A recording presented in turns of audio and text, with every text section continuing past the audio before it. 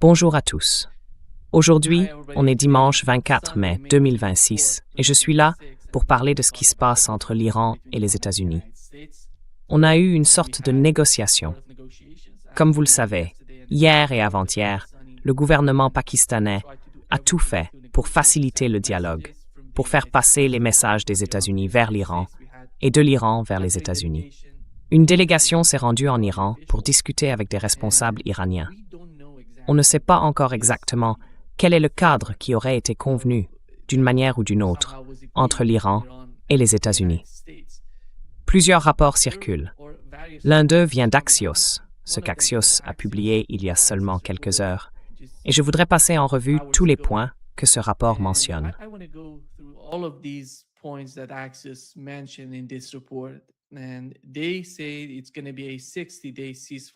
Et ils disent qu'il va y avoir une prolongation de 60 jours du cessez-le-feu entre les deux parties. Donc rien de nouveau. On a déjà eu ce soi-disant cessez-le-feu, qui n'en était pas vraiment un. Et le deuxième point concerne le détroit d'Ormuz. Il est question de sa réouverture, sans aucun droit de passage. Est-ce que l'Iran pourrait accepter ça? En Iran, il y a toutes sortes de discussions, de débats sur l'avenir du détroit d'Ormuz. Hier, le porte-parole du ministère iranien des Affaires étrangères, Baghai s'appelle Baghai, a déclaré que le détroit d'Ormuz était une question régionale.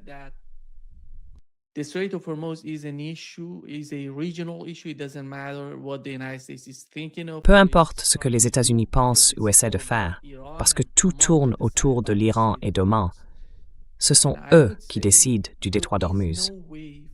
Et je dirais qu'il n'y a aucune chance que l'Iran négocie sur le détroit d'Ormuz, parce qu'il parle de droit international et de tout ce qui va avec. C'est une question qui relève du droit international, et chaque pays doit pouvoir se prononcer à ce sujet. Mais pour l'Iran, ce n'est pas ça.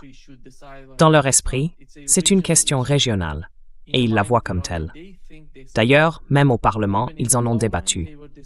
Et je dirais, après s'être coordonnés avec le gouvernement omanais, ils vont faire passer cette décision au Parlement, le Conseil des gardiens l'acceptera, et ce sera une loi.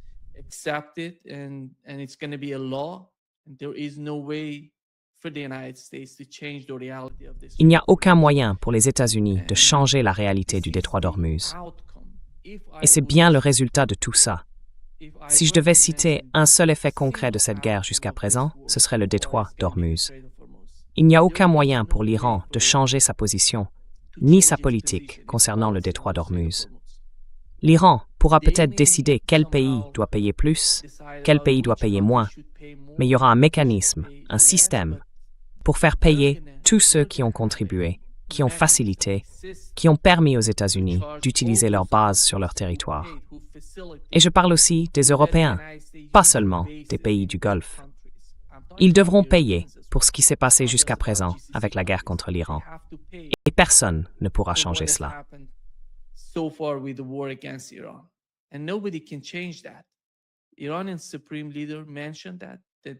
Le guide suprême iranien l'a dit. Et franchement, si le guide suprême d'Iran dit ça, je ne vois personne aller à l'encontre de cette ligne. Ce ne sera pas le gouvernement, ni personne au Parlement. Donc tout le monde doit s'y conformer, parce que c'est une stratégie pour le pays.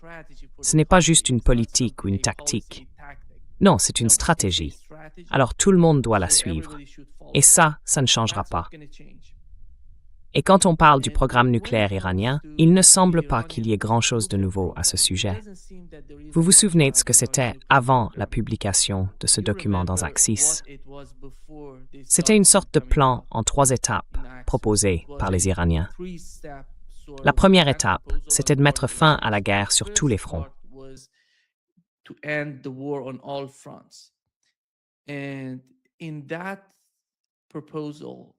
Et dans ce processus, il parlait essentiellement de la situation entre Israël et le Liban. Aujourd'hui, dans ce nouveau document, Axios mentionne le dernier point. Il est écrit « La fin de la guerre entre Israël et le Hezbollah dans le cadre de l'accord, mais Israël conserve sa liberté d'action. » Qu'est-ce que ça veut dire, la liberté d'action? Ça veut dire qu'Israël peut frapper quand il le décide. Au Liban, à Beyrouth, dans le centre du pays, à l'est, à l'ouest, au sud. En réalité, Ils frappent chaque jour la partie sud du Liban. Aujourd'hui même, ils ont annoncé une liste de 10 villes et villages que tout le monde doit évacuer. Ces villages, ces régions. Mais ils bombardaient déjà ces villes et ces villages avant.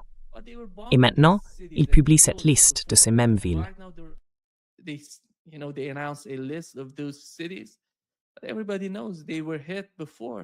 Tout le monde sait qu'ils ont déjà été frappés auparavant. Donc peu importe s'ils veulent rendre ça officiel ou s'ils disent que ces villes doivent être évacuées. Ça ne change rien à la réalité entre Israël et le Liban. Je ne vois pas Donald Trump capable de changer l'état d'esprit israélien dans la région. Peut-être que dans le cas de l'Iran, ils peuvent faire quelque chose, parce que l'Iran, c'est différent. Et Israël ne pourra pas aller contre l'Iran sans les États-Unis. C'est la réalité. Mais dans le cas du Liban, ils vont continuer à attaquer le Liban, à détruire des villes, des villages, à tuer des civils. C'est comme ça qu'ils agissent. C'est pour ça qu'ils disent qu'ils doivent avoir la liberté d'action. La liberté d'action, ça veut dire qu'il n'y a pas de cessez-le-feu. Voilà.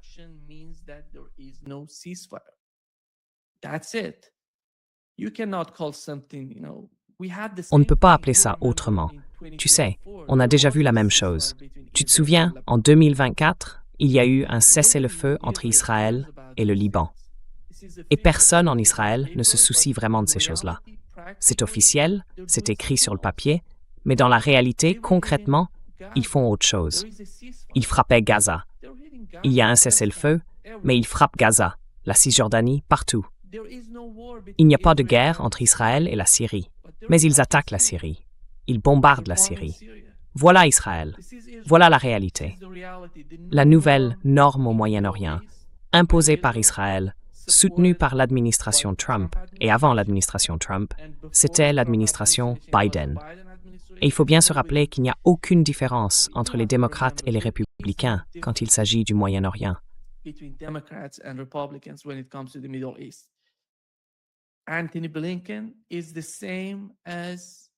Anthony Blinken, c'est pareil que Marco Rubio. Je dirais même pire. Blinken, c'était pire, parce qu'il est allé en Israël et il n'a pas dit « Je suis le secrétaire d'État des États-Unis ». Il a dit « Je suis un juif ici. Je suis là pour vous aider à tout détruire, pour donner plus de poids à Israël. » Voilà la réalité. Peu importe qui sera président des États-Unis aujourd'hui, demain ou après-demain. Ils auront la même idée, la même politique.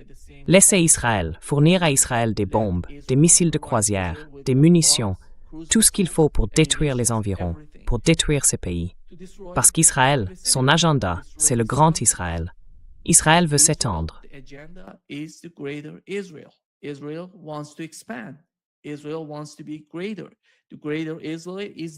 Israël veut être plus grand.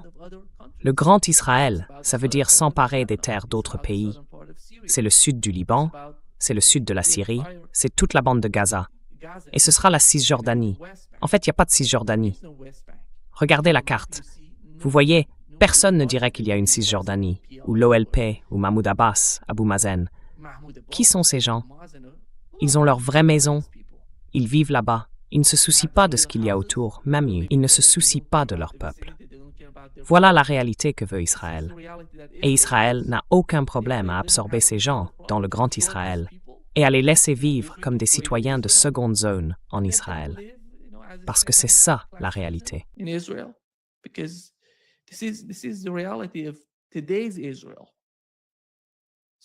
De l'Israël d'aujourd'hui. Alors, voilà ce qui se passe, à mon avis, avec le Liban. Et le problème d'Israël, c'est que le Liban ne sera pas comme la Syrie aujourd'hui. La Syrie peut plier, parce qu'ils ont... Enfin, c'est juste incroyable ce qui se passe là-bas. Al-Jolani reçoit des parfums de Donald Trump et publie sur X qu'il a reçu ces parfums. Magnifique. Ce type était un coupeur de tête, et maintenant on dirait qu'il entretient une relation avec Donald Trump, qu'il reçoit des parfums de lui. C'est hallucinant. Imaginez un peu, imaginez ce qu'était la Syrie avant ce genre de chaos. Avant tout ça, avec le gouvernement Assad, et ces gens qui, à l'extérieur de la Syrie, scandaient « Allons-y, libérons la Syrie ».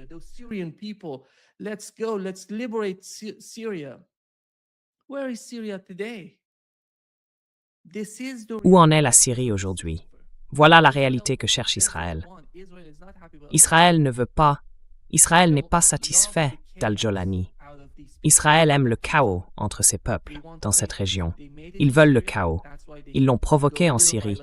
C'est pour ça qu'ils peuvent avancer petit à petit jusqu'à Damas. Mais le cas du Liban est différent. Et le Hezbollah ne va pas s'affaiblir. Le Hezbollah va se renforcer. Le Hezbollah fait partie des mouvements de résistance. La Syrie, je dirais que, tôt ou tard, on va voir une forme de soulèvement en Syrie. Le gouvernement est très fragile. La Turquie ne fait pas, enfin, le gouvernement turc ne fait pas son travail pour le peuple syrien.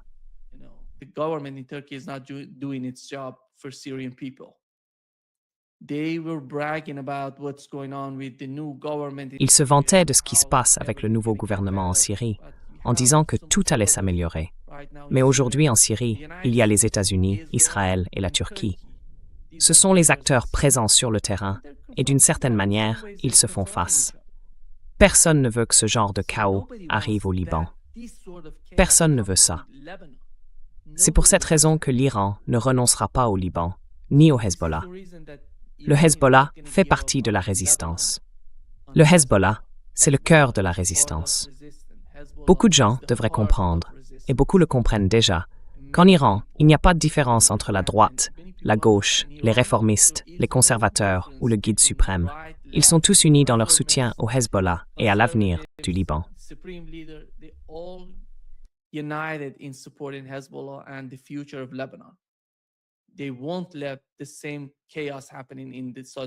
ne laisseront pas le même chaos se produire dans le sud du Liban. Cela met le Liban à part. Je pense que le Hezbollah a prouvé qu'il savait se défendre. Et avec le temps, je dirais que tôt ou tard, les États-Unis devront quitter la région. Il n'y a pas de place pour eux avec le blocus qu'ils maintiennent dans le golfe Persique. Ils vont se retirer. En ce moment, on parle d'un cessez-le-feu de 60 jours. Ce n'est pas parce que, d'une manière ou d'une autre, Donald Trump subit une énorme pression, à la fois intérieure et internationale. Il a déclenché une guerre au Moyen-Orient qui a affaibli ses alliés. Les États-Unis ont affaibli leurs propres alliés au Moyen-Orient.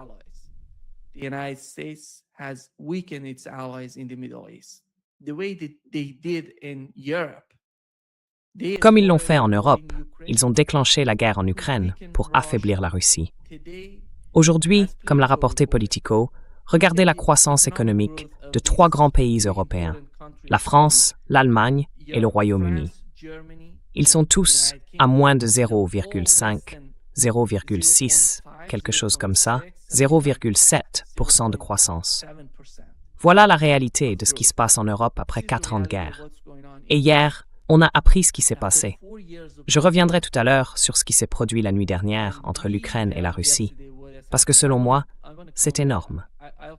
Ce qui se passe entre la Russie et l'Ukraine est vraiment majeur. Il faut en tenir compte pour comprendre l'ensemble du tableau. Mais avant d'en arriver là, et avant de se concentrer sur ce qui se passe entre l'Iran et les États-Unis, le système dans son ensemble va rester en place.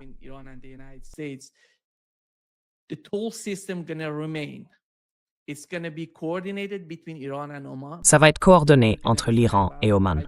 Ce sont eux qui vont en décider. Je ne sais pas quelle part ira au gouvernement omanais, quelle part ira aux banques omanaises et quelle part ira aux banques iraniennes. Mais ils ont déjà défini, ou sont en train de définir, tout ça. Ils ont déjà reçu, vous savez, ces outils jusqu'à présent. Tous ces pétroliers qui ont traversé le détroit d'Ormuz ont payé. Ils ont signé les documents avant de passer le détroit d'Ormuz. C'est la réalité. Personne ne va changer ça. Je ne sais pas comment Donald Trump va présenter ça au peuple des États-Unis.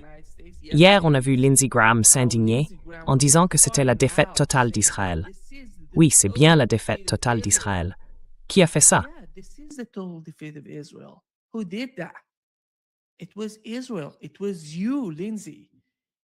C'était Israël.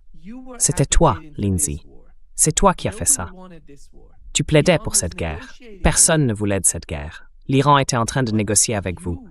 Mais toi, et des gens comme toi, ces sionistes qui servent Israël et non les États-Unis, vous pensiez que vous alliez provoquer un changement de régime en Iran. Vous avez eu des réunions avec ces gens, l'opposition aux États-Unis, pour discuter de ce que serait l'avenir de l'Iran, vous vous disiez, on va avoir un nouveau gouvernement, une nouvelle politique, on va remodeler tout le Moyen-Orient. Ces rêves-là sont finis. Ils n'existent plus, Lindsay. C'est pour ça qu'Israël est en train de perdre. Israël aujourd'hui n'a plus rien à voir avec ce qu'il était avant le début de cette guerre. Plus rien. Absolument plus rien. Regarde comment le Hezbollah frappe les batteries du dôme de fer, jour après jour.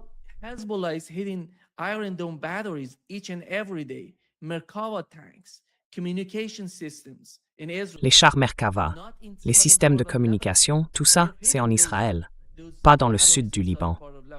Il frappe ces batteries dans le sud du Liban, mais les frappe depuis Israël, ou, comme certains disent, la Palestine occupée. Ce sont ces cibles-là qu'ils visent. Voilà la situation en Israël aujourd'hui. Hier au Pentagone, un responsable a été interrogé par Mitch McConnell. Il lui a demandé « Pourquoi vous n'envoyez pas ces magnifiques armes à Taïwan ?» Plus de 15 milliards de dollars d'armes pour Taïwan. Et il a répondu « Parce que nous sommes en guerre contre l'Iran, dans une fureur épique, vraiment épique. » C'était cette fureur de Donald Trump, tellement intense, que depuis qu'ils ont lancé cette guerre contre l'Iran, ils n'ont plus envoyé autant d'armes à l'Ukraine. Ils ont arrêté d'en livrer. Et imaginez, ils n'ont rien envoyé à l'Ukraine. Rien du tout. Mais ils sont allés en Corée du Sud à cause de ces systèmes de défense antimissiles THAAD, ces fameux systèmes THAAD qu'ils ont là-bas. Parce que l'Iran a frappé, si je ne me trompe pas, 4 de ces systèmes THAAD pendant les 40 jours ou 39 jours de guerre entre l'Iran et les États-Unis. Donc, ils ont dû amener autre chose dans la région pour défendre Israël. C'est pour ça qu'ils sont allés en Corée du Sud. En ce moment, ils sont à découvert. Les États-Unis ont affaibli chacun de leurs alliés, en Asie de l'Est, en Europe, au Moyen-Orient, juste pour renforcer la position d'Israël pendant ces jours de guerre. Alors, pour ceux qui plaident pour la poursuite du conflit, comme le général Keith Kellogg, si enthousiaste, si va-t-en-guerre à propos de chaque conflit, en Ukraine, il dit « Allons-y, détruisons la Russie ».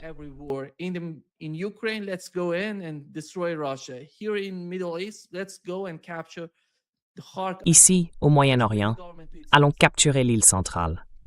Faisons plier le gouvernement. Tu ne sais pas de quoi tu parles, parce que ce serait une catastrophe pour les États-Unis s'ils décidaient de se cacher sous terre. Et Donald Trump le sait. J'espère qu'il le sait maintenant, parce que c'est pour ça qu'il essaie de négocier avec les Iraniens. L'économie ne fonctionne pas pour lui. Son soutien intérieur s'effrite. Regarde ce qui se passe dans le Kentucky contre Thomas Massie.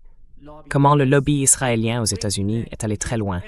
Ils ont tout fait, absolument tout, pour faire tomber Thomas Massie pendant la primaire. Ce n'était pas, tu vois, l'élection principale. C'était la primaire. Et le type qui a battu Thomas Massie, il n'est même pas encore le candidat. Il n'a pas encore été élu.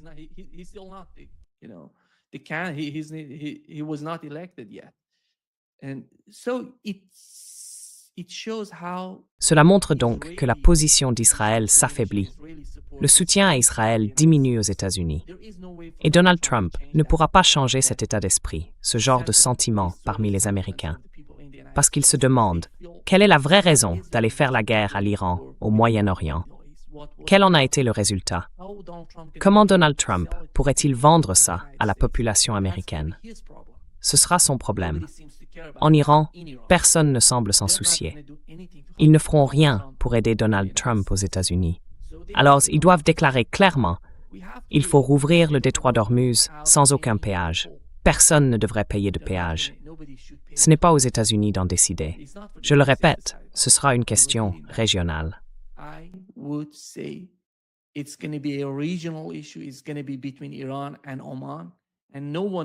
Ce sera entre l'Iran et Oman, et personne d'autre ne participera à ça.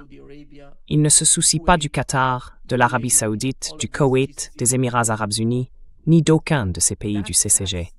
C'est tout. Concernant les avoirs iraniens gelés, qui sont l'un des points de cette proposition, dans ce document publié par Axios, il semble que les États-Unis proposent à l'Iran non pas de lever les sanctions sur l'économie iranienne, mais plutôt d'alléger ou de réduire les sanctions sur le secteur énergétique iranien. C'est exactement ce qui s'est passé. Vous savez quand la guerre a commencé. Vous vous souvenez, au début du conflit, on a eu d'énormes répercussions sur l'économie mondiale. Et à ce moment-là, les États-Unis ont décidé d'assouplir les sanctions sur l'énergie iranienne, sur le pétrole et le gaz iranien, ainsi que sur le pétrole et le gaz russe, ce qui reste en vigueur pour la Russie aujourd'hui.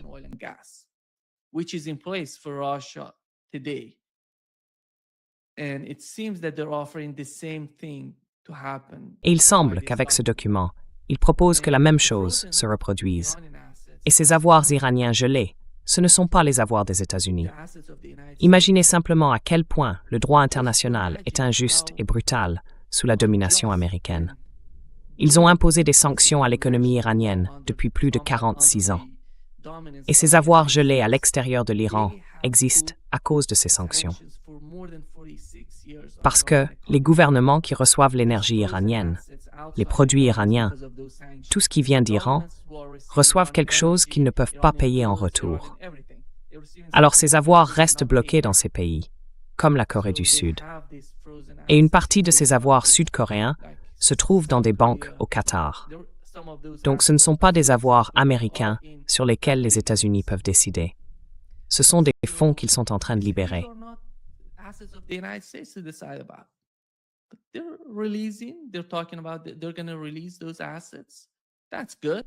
Ils parlent de la façon dont ils vont libérer ces avoirs. C'est une bonne chose, après tout ce temps. Personne en Iran ne va s'y opposer. Le gouvernement sera content de récupérer ces fonds gelés. Mais ça ne va pas changer la réalité de la guerre.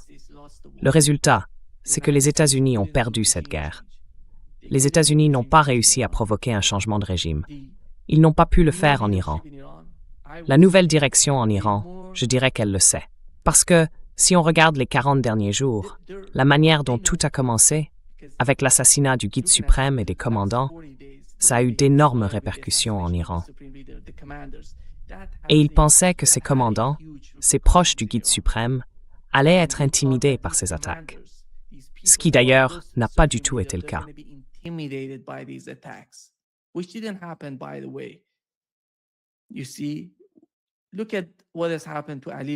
Regardez ce qui est arrivé à Ali Larijani, le chef du Conseil de sécurité iranien. Ce n'était pas un militaire. Il ne commandait pas des brigades ni des missiles. Non, lui, il négociait. Il essayait de trouver une solution politique à ce qui se passait entre l'Iran et les États-Unis. Il a été assassiné. Ali Shamkhani, lui, était l'un des conseillers du guide suprême iranien, une figure très importante. Vous vous souvenez? Pendant la première phase de la guerre de 12 jours, ils ont tenté de l'assassiner. Ils ont frappé sa maison. Il a survécu à ces attaques. Mais pendant la deuxième phase de la guerre, ils l'ont tué. Voilà, c'est ça, la nouvelle norme en Iran. Personne n'est intimidé par ce genre de crise de colère. Je vais attaquer, disent-ils.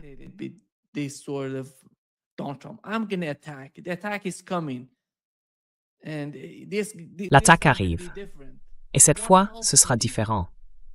Que peuvent-ils faire d'autre? Il faut se souvenir que les États-Unis ont décidé d'annoncer le cessez-le-feu parce qu'ils n'avaient plus de cibles en Iran. S'ils avaient continué la guerre, ils auraient dû frapper encore plus d'hôpitaux, d'écoles, de ponts, d'universités.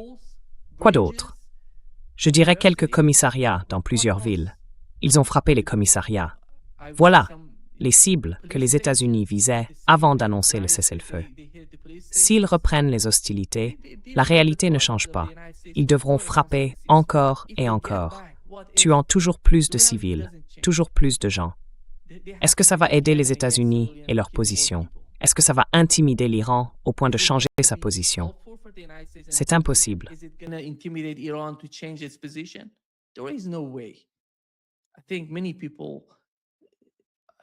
Je pense que beaucoup de gens, au moins dans les médias alternatifs, beaucoup de gens aux États-Unis, je ne sais pas vraiment quel est l'état d'esprit de l'administration Trump, ni comment elle perçoit la guerre. Mais la guerre ne s'est pas déroulée comme Benjamin Netanyahu l'avait présentée aux États-Unis avant qu'elle ne commence. On disait que tout allait être parfait, que ce serait formidable pour Israël, pour la région, pour tous les pays du CCG. C'est pour ça que tous les pays du Conseil de coopération du Golfe, ces pays du Golfe Persique, ont participé. Ils ont aidé les États-Unis à attaquer l'Iran. Et personne ne peut l'ignorer. C'est la réalité. Tôt ou tard, les États-Unis vont quitter la région. Et eux, ils sont les voisins. Ils devront décider s'ils veulent aider l'ennemi.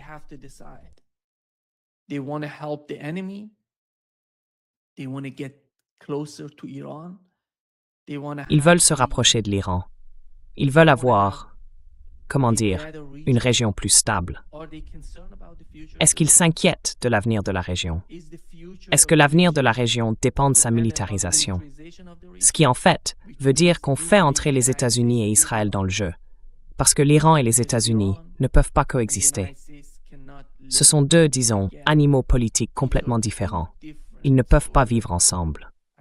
Parce que les États-Unis, aujourd'hui, ne sont plus vraiment les États-Unis d'Amérique, mais les États-Unis d'Israël. C'est ainsi que l'Iran perçoit les États-Unis aujourd'hui. Et personne ne peut ignorer la manière dont les États-Unis ont attaqué l'Iran et tué de nombreuses personnes là-bas. Plus de 3000 personnes ont été tuées, des civils, des victimes. Personne ne peut ignorer cela.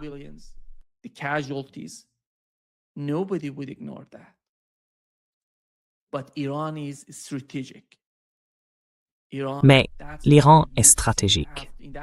L'Iran, c'est pour ça que, après la guerre Iran-Irak, on voit que l'Iran s'est renforcé. Il a amélioré ses relations avec le gouvernement irakien et avec le peuple irakien, parce qu'ils ont vu ce qui s'était passé entre l'Iran et l'Irak, non pas comme un conflit entre deux nations, mais comme un conflit provoqué par d'autres acteurs, en gros les États-Unis, en coulisses, qui ont poussé le gouvernement irakien à attaquer l'Iran. Et on sait ce qui s'est passé. Le gouvernement iranien était très affaibli, parce qu'il y avait une révolution en 1979. Donc le pouvoir n'était pas solide. Et les États-Unis voyaient bien qu'ils avaient en plus la crise des otages américains en Iran.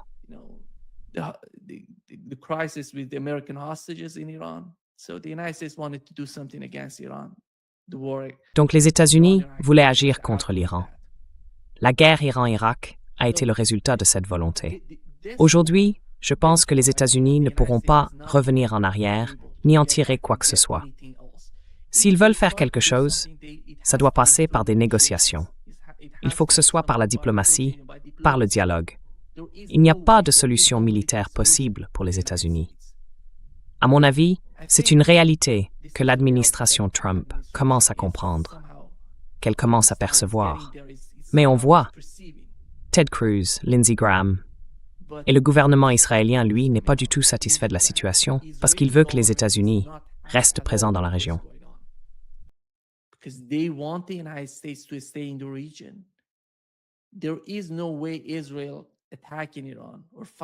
Il n'y a aucune chance qu'Israël attaque ou combatte l'Iran sans la présence des États-Unis dans la région. C'est justement pour ça qu'ils ne veulent pas de cette situation.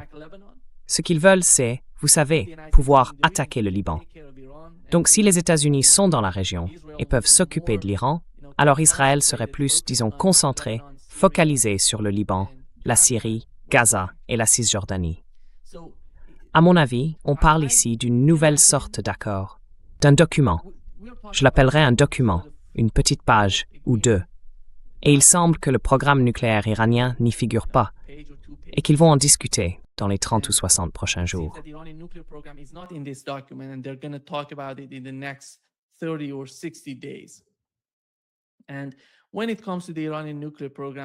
Et quand on parle du programme nucléaire iranien, si c'est vraiment le sujet principal pour Donald Trump en ce moment, ce dont je doute, je ne pense pas que ce soit sa priorité. L'Iran ne va pas s'arrêter. L'enrichissement de l'uranium sur le sol iranien va continuer. L'Iran n'abandonnera pas ça. Et le deuxième point, c'est l'uranium enrichi sur le sol iranien, à 60% ou plus, environ 400 kilos d'uranium enrichi à 60%. Ça ne va pas changer. Donald Trump, ce qu'il nous a dit ces 2 ou 3 derniers jours, c'est qu'ils doivent l'envoyer aux États-Unis, qu'on ne va pas s'en servir, qu'on va le détruire. Il a dit « en poussière ». Il ne parle pas de l'enrichissement. Ils doivent envoyer la poussière aux États-Unis. Mais l'Iran ne va pas faire ça. S'ils font quelque chose, ce sera comme avant le début de la guerre. Vous vous souvenez, l'Iran avait accepté de réduire ou de diluer cet enrichissement à 60% sur son propre territoire, pas à l'extérieur du pays. Pour moi, c'est ça, en ce moment, le principal objectif des Iraniens concernant leur programme nucléaire. Donc, pas de concession sur le programme nucléaire iranien. Pas de résultat non plus sur ce plan. Comme si, vous voyez, Donald Trump en parlait qu'il le ressentait ou qu'il en tirait un avantage dans cette guerre. Mais en réalité, il n'y gagne rien.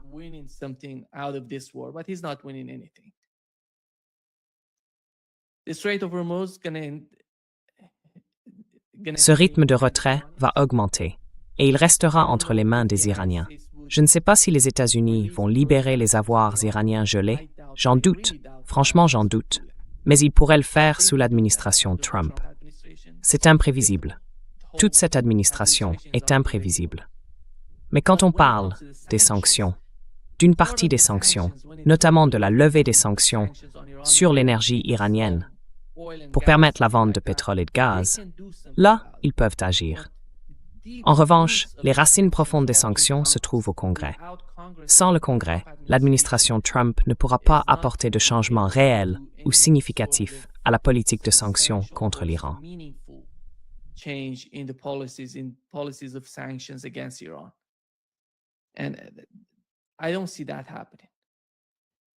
Et je ne vois pas ça arriver. Et peut-être que tout ça, c'est une couverture pour Donald Trump. Toutes ces négociations, tout ce qui se passe, ce théâtre qu'on voit, c'est peut-être une façon pour Donald Trump de présenter les choses au peuple américain, à ceux qui le soutiennent, ces sionistes, et de simplement quitter la région. Le blocus coûte énormément cher aux États-Unis. Donald Trump dit que nous contrôlons totalement le détroit d'Ormuz. Vendredi encore, il a déclaré que nous avions le contrôle total du détroit d'Ormuz grâce au blocus. Et 2 minutes plus tard, il a dit qu'il fallait rouvrir le détroit d'Ormuz. Donc en réalité, il ne le contrôle pas.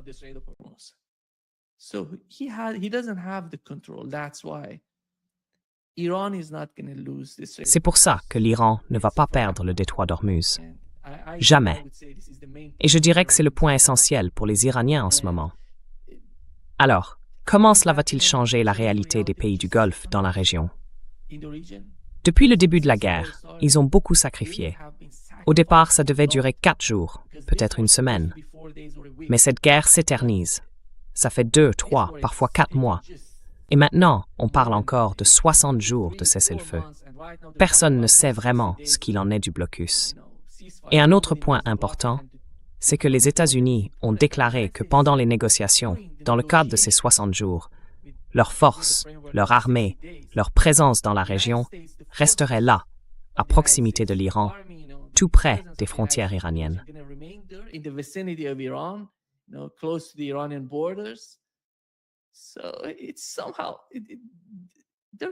D'une façon ou d'une autre, ils vont devoir le bloquer, quelque chose comme ça. On va sans doute assister à des confrontations, peut-être même à des escalades, parce que pour les pays du Golfe, ça n'a pas vraiment de sens. En ce moment, on dirait que l'administration Trump subit beaucoup de pression de la part des pays du CCG, parce qu'ils n'arrivent pas à vendre leur pétrole, leur gaz, leurs engrais, tous ces produits qui font tourner leur économie. Ils voient les États-Unis tout vendre, alors qu'eux n'y arrivent pas, ils perdent des parts de marché. Et ils doivent réagir. Donc si jamais ils décident de lever le blocus, ce sera à cause des pays du CCG et de toutes ces pressions exercées sur l'administration Trump. Voilà pour cette première partie.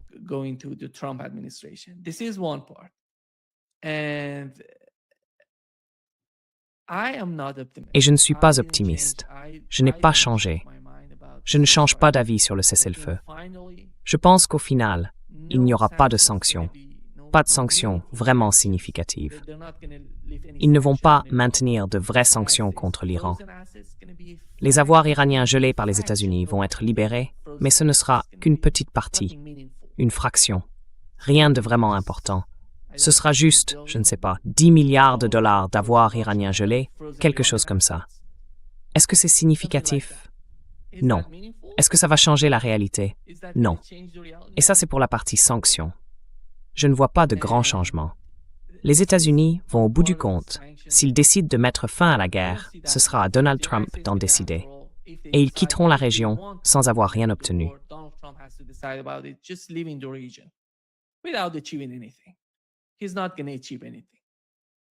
Il n'obtiendra rien. Et le programme nucléaire iranien restera exactement comme il était avant le début de cette guerre. Les négociations seront du même type, avec les mêmes personnes, le même état d'esprit. La stratégie iranienne sera posée sur la table face aux États-Unis. C'est tout. Et ce qui s'est passé au Moyen-Orient, c'est qu'aujourd'hui, l'Iran a compris que l'Europe allait devenir plus dépendante de lui, à cause du détroit d'Ormuz. Les pays du Golfe, eux aussi, vont être plus dépendants de l'Iran. Il n'y a pas que le pétrole et le gaz. Il y a aussi les engrais et surtout ces câbles, les câbles Internet, qui passent par le détroit d'Ormuz. L'Iran dispose en ce moment d'un levier considérable grâce à ce détroit.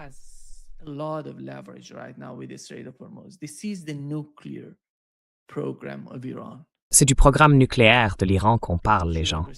Il faut que les gens comprennent ça.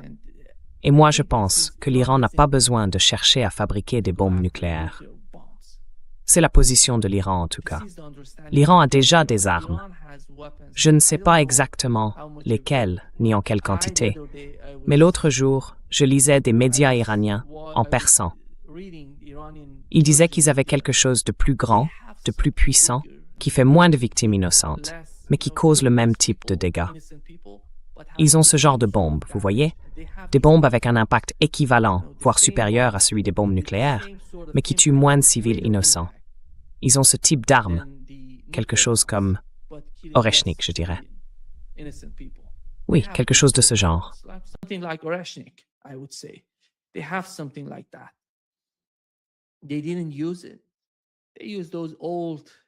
Ils ne s'en sont pas servis. Ils ont utilisé ces vieux missiles balistiques d'il y a 15-25 ans dans cette guerre contre les États-Unis et Israël. Donc aujourd'hui, ils sont beaucoup plus à l'aise avec la position qu'ils occupent sur le plan militaire et stratégique. Mais sur le plan économique, c'est autre chose. L'économie est sous pression. Et ils savent que c'est le prix à payer pour un gain stratégique, pour une stratégie plus large qu'ils ont en tête. Et les Iraniens, en ce moment, le comprennent. Vous vous souvenez, avant le début de la guerre, il y avait ces manifestations, puis des émeutes en Iran. Tout ça a disparu. Ces jours-là sont finis. Parce qu'aujourd'hui, pour le peuple iranien, l'ennemi, c'est Israël et les États-Unis. Et l'ami du peuple iranien, c'est son armée. L'Iran n'a pas d'amis, comme l'a dit la Russie.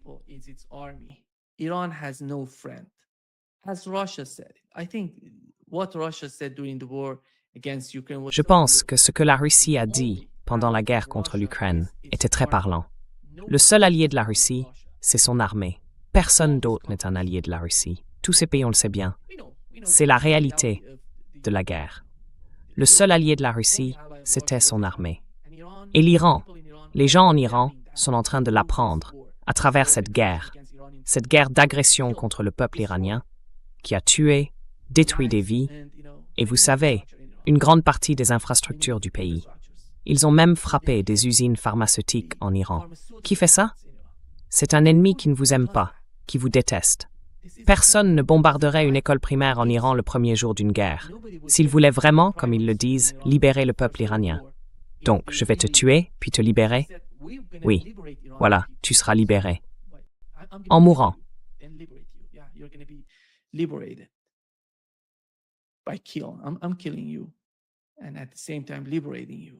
Je te détruis, et en même temps je te libère.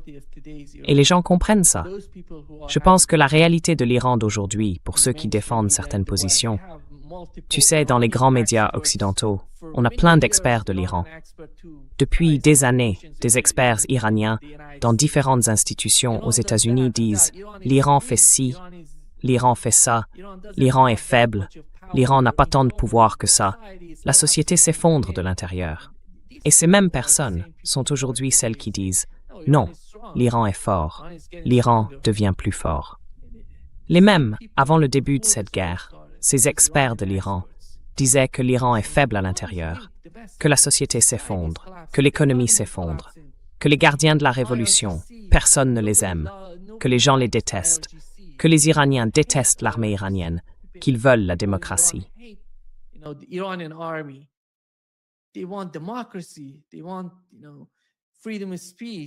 Ils voulaient la liberté d'expression, les droits de l'homme, et toutes ces absurdités qu'ils vendaient, ces idées libérales. À mon avis, ces marionnettes vendaient ça aux médias américains. Et aujourd'hui, ils apprennent quelque chose. Pas à propos de ces soi-disant experts à l'extérieur de l'Iran, ces Iraniens de la diaspora. Je dirais que ce n'était pas toute la diaspora iranienne. C'était peut-être 10% de ces gens. Certains ont été, d'une certaine façon, achetés par cette idée qu'Israël allait tout changer, qu'on allait avoir le grand retour, le Shah, le roi, enfin, le fils du Shah, qui reviendrait en Iran pour fonder un nouveau royaume, et que tout serait grand et magnifique pour nous, qu'on allait retrouver l'Iran. Ces jours-là sont finis, et le résultat de la guerre, pour l'Iran et pour le peuple iranien, c'est qu'ils sont aujourd'hui plus unis que jamais.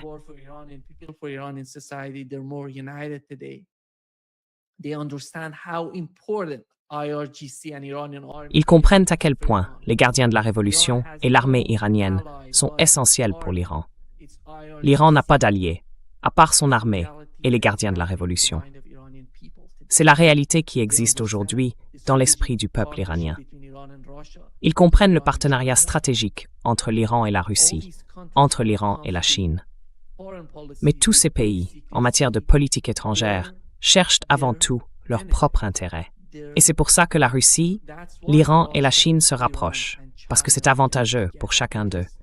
C'est aussi pour cette raison qu'ils parlent d'une nouvelle architecture de sécurité pour l'Eurasie.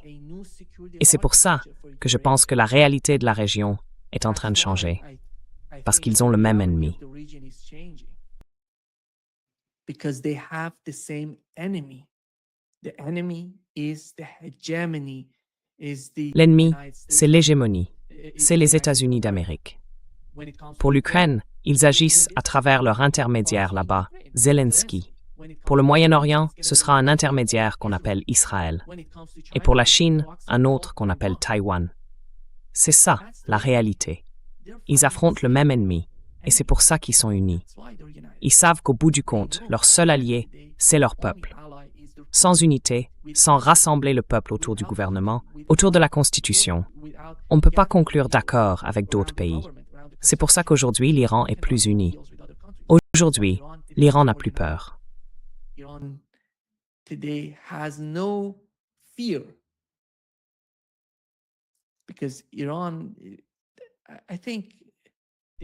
Parce que l'Iran, je pense qu'il croyait que les États-Unis allaient se comporter différemment en cas de guerre contre l'Iran. Et pendant le déroulement de cette guerre, ils ont compris que les États-Unis n'étaient pas du tout comme ils l'imaginaient dans un conflit avec l'Iran.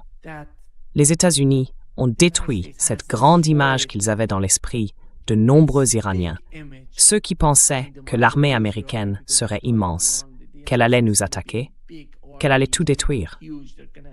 Mais ils ont vu comment l'armée iranienne et les gardiens de la révolution pouvaient riposter.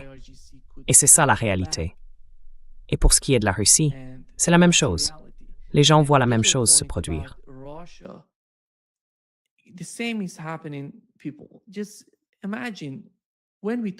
Imaginez un peu. Quand on parle de l'accord entre l'Iran et les États-Unis, il n'y a pas besoin de rêver, pas besoin d'inventer des histoires à partir de ce genre de discussions ou d'annonces de l'administration Trump.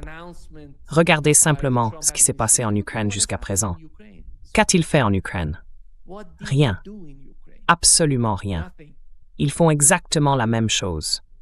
Vous vous souvenez, il y a, je crois, 6 ou 7 mois, on disait que l'armée ukrainienne n'avait pas assez d'hommes pour affronter la Russie, qu'elle n'était tout simplement pas capable de combattre la Russie sur le champ de bataille. Ils n'ont pas les missiles, ils n'ont pas d'intercepteurs, ils n'ont pas les effectifs. Tout ça, ça n'existe plus.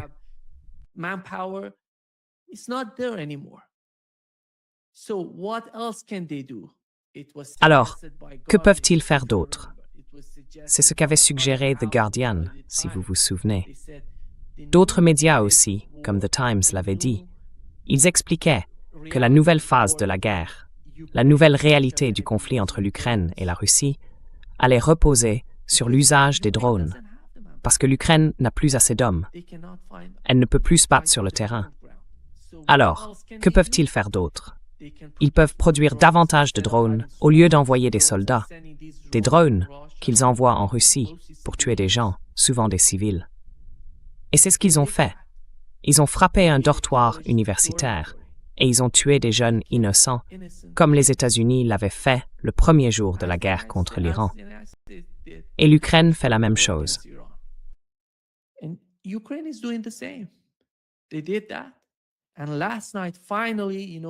Ils ont fait ça. Et hier soir, enfin vous savez, les gens ne sont pas contents de ce que fait l'Ukraine. Et le gouvernement russe essaye de faire de son mieux sur le plan politique et militaire pour mettre fin à la guerre en Ukraine. Mais ça, c'est impossible avec l'administration Trump.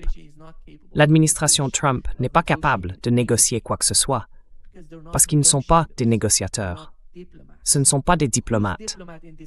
Qui est diplomate dans cette administration? Citez-en un seul. Qui est diplomate? Imaginez simplement que vous ayez quelqu'un comme Medvedev en Russie. Ce type, c'est un vrai négociateur, un diplomate, quelqu'un fait pour discuter, pour négocier. Et là, on envoie Kirill Dmitriev négocier avec les États-Unis, un milliardaire. Ce n'est pas ça, la diplomatie.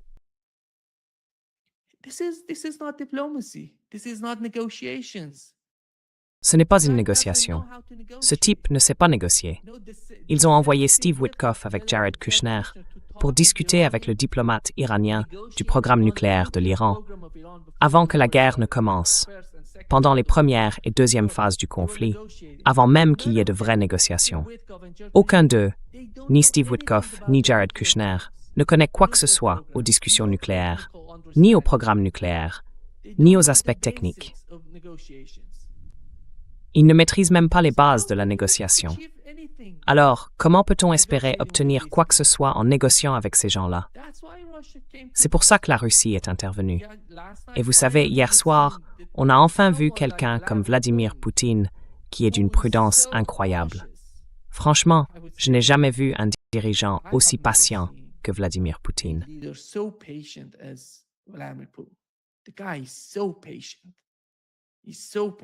Ce type est tellement patient. Vraiment, il est d'une patience incroyable. Et hier soir, enfin, on a vu que la Russie utilisait, ou plutôt rationnait, ses missiles pour frapper des cibles à Kiev. Apparemment, ils ont touché 2 complexes militaro-industriels, ou des zones qui produisaient des armes.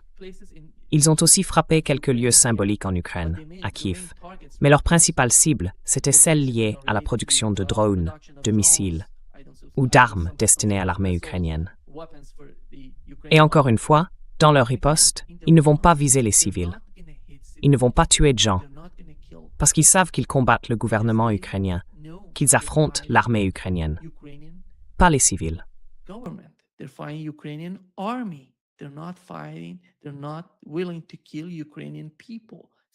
Ils ne sont pas prêts à tuer des Ukrainiens, des civils en Ukraine. C'est la réalité. Et vous pensez que ça va changer? Je l'ai déjà dit. Mitch McConnell a demandé au Pentagone « Pourquoi ne pas envoyer d'armes à Taïwan ?» Et la réponse a été « Parce que nous sommes engagés dans une guerre au Moyen-Orient contre l'Iran. Nous n'en avons pas. Il faut les produire. On ne peut pas simplement envoyer de l'argent. 15 milliards de dollars de budget pour Taïwan. Ça ne se transforme pas en armes du jour au lendemain. Non, il faut fabriquer ces armes. D'après ce qu'on a entendu, ils ont perdu plus de la moitié de leurs intercepteurs THAAD pendant la guerre entre l'Iran et Israël et les États-Unis.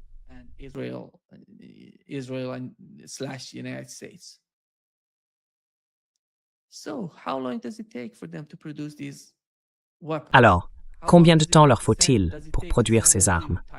Et combien de temps pour les envoyer à Taïwan? La Chine, en ce moment, n'est pas pressée concernant Taïwan. Elle a vu ce qui s'est passé en Ukraine, ce qui se passe encore en Ukraine. Elle a vu aussi ce qui s'est passé au Moyen-Orient. Donc elle sait que les États-Unis ne sont pas exactement comme beaucoup de gens l'imaginaient face à Taïwan.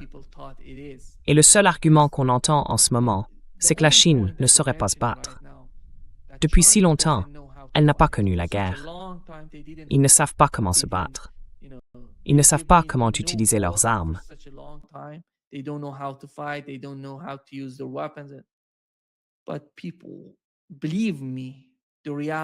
Mais croyez-moi, la réalité de la guerre a changé. En Ukraine, on l'a bien vu. En ce moment même, on est en train de vivre cette nouvelle réalité de la guerre. Imaginez simplement ce qui s'est passé entre l'Iran et les États-Unis. Tout s'est joué avec des drones et des missiles. Il n'y avait pas de troupes au sol qui se combattaient directement. Dans ce genre de situation, je pense que la Chine est immense. Elle a énormément d'influence. Elle pourrait battre les États-Unis assez facilement quand il s'agit de Taïwan. Taïwan, c'est une île, et les États-Unis ne peuvent pas faire grand-chose à ce sujet. Un simple blocus, une sorte d'embargo sur Taïwan, suffirait à mettre fin à l'île. Son économie serait dévastée par la moindre action du gouvernement chinois.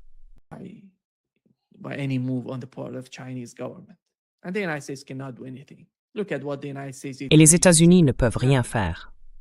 Regardez ce qu'ils ont fait pour les pays du Golfe. Rien. Ce sera pareil. Personne ne croira que ce sera différent si demain quelque chose arrive à la Corée du Sud, au Japon ou à Taïwan. Les États-Unis se retrouveront dans la même situation. Ce qui s'est passé en Asie de l'Ouest, ce qui s'est passé dans les pays du Golfe, révèle la réalité des États-Unis. Un autre exemple pour les États-Unis, c'est Cuba. À Cuba, ils ont essayé de faire la même chose qu'au Venezuela. Mais Cuba, c'est différent.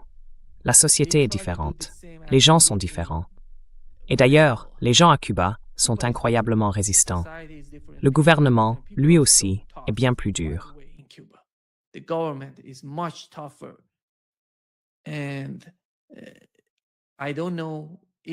Et je ne sais pas s'ils peuvent obtenir quelque chose par la négociation.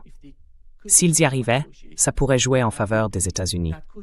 Mais si ça tourne à des opérations militaires, ça ne finira pas bien pour Donald Trump.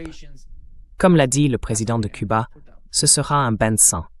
On verra bien ce qui se passera. Pour ma part, je ne vois aucun changement entre l'Iran et les États-Unis. La guerre va continuer. Israël va garder la même attitude. Ils vont attaquer tous les pays de la région, un par un.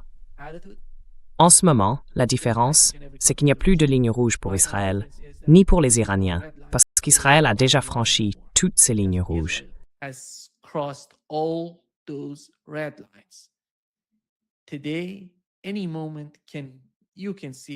Aujourd'hui, à tout moment, on peut voir un drone ou un missile se diriger vers Israël pour frapper des cibles sur son territoire.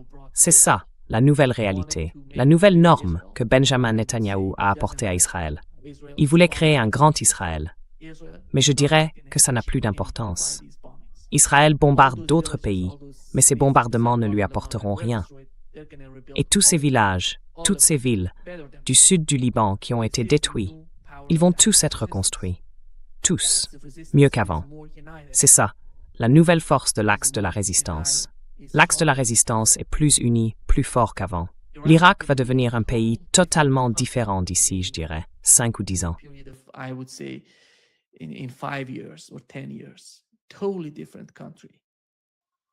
Un pays totalement différent. Et les pays du Golfe, les pays du CCG, vont devoir changer complètement. Ils doivent apprendre quelque chose. S'ils ne l'apprennent pas, eh bien, ils devront l'apprendre, comme dirait Donald Trump, soit par la manière douce, soit par la manière dure. Je pense qu'ils n'ont pas appris par la manière douce, et c'est pour ça qu'ils en tirent les leçons à travers la guerre contre l'Iran. Cette guerre est dévastatrice pour les pays du CCG, parce qu'à court terme, à mon avis, ils en souffrent énormément. Mais à long terme, s'ils comprennent la nouvelle réalité du Moyen-Orient, s'ils se rapprochent de la position iranienne, ou s'ils mettent en place une sorte d'architecture de sécurité régionale, ce dont la région a désespérément besoin à mon avis, alors là, oui, ils pourront avancer. Désespérément besoin.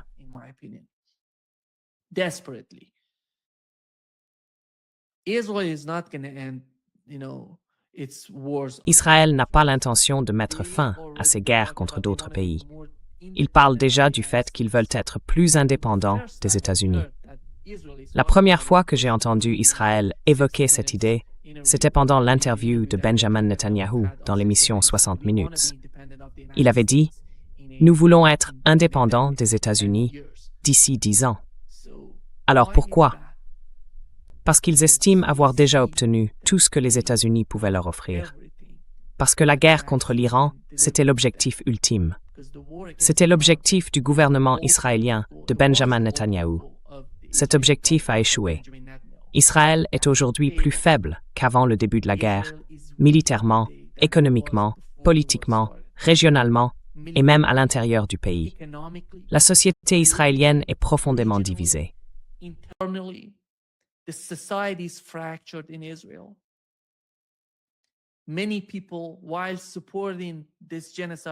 Beaucoup de gens, tout en soutenant ce génocide à Gaza, détestent Benjamin Netanyahou et son gouvernement.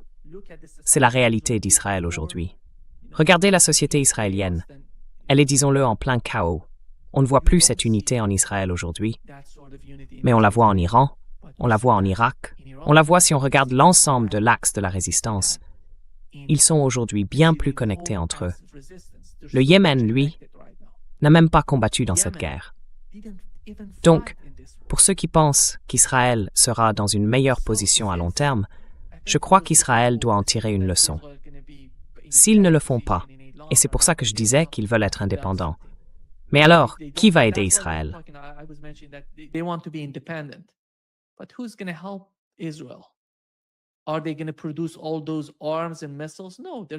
Est-ce qu'ils vont produire toutes ces armes et ces missiles? Non, ils vont les recevoir de l'Europe, des États-Unis. Encore une fois, ils ne vont pas le faire eux-mêmes. Jamais. Israël n'est pas capable d'être indépendant.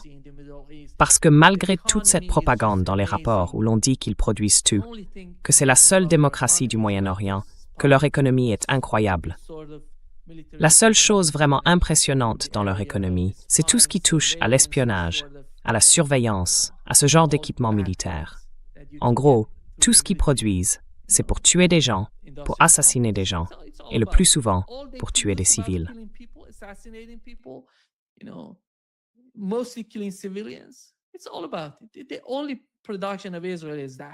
Tout tourne autour de ça. La seule production d'Israël, c'est de tuer des gens. Ils ne sont même pas capables de produire eux-mêmes. Leur dôme de fer est fabriqué en dehors d'Israël. Les intercepteurs, les missiles. Leur seule vraie puissance, c'est l'armée de l'air. Et elle est entièrement, à 100%, fabriquée par les États-Unis. Voilà, c'est ça, Israël aujourd'hui. Mais voyons ce qui va se passer. Je pense qu'on va assister à un vrai tournant aux États-Unis, d'ici. Je ne sais pas, peut-être 10 ans. Parce que la position d'Israël s'affaiblit aux États-Unis. Le soutien à Israël aujourd'hui est inférieur à 30%, d'après les sondages. Comment cela va-t-il se traduire à long terme pour les responsables politiques, pour les élus américains? Ça, on ne le sait pas encore.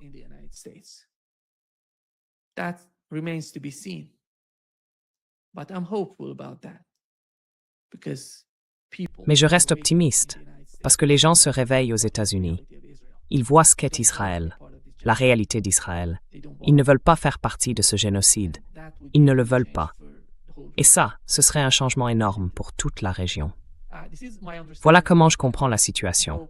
J'espère avoir pu vous aider un peu à mieux saisir la position iranienne et la vision d'ensemble, la Russie, la Chine et l'Iran. Et je pense que beaucoup de choses positives arriveront à long terme. Peut-être pas à court terme, mais à long terme, il y aura beaucoup de changements possibles en Eurasie, en Asie de l'Ouest et aussi concernant Israël. Merci beaucoup d'avoir été avec moi aujourd'hui. Un vrai plaisir, comme toujours. Merci.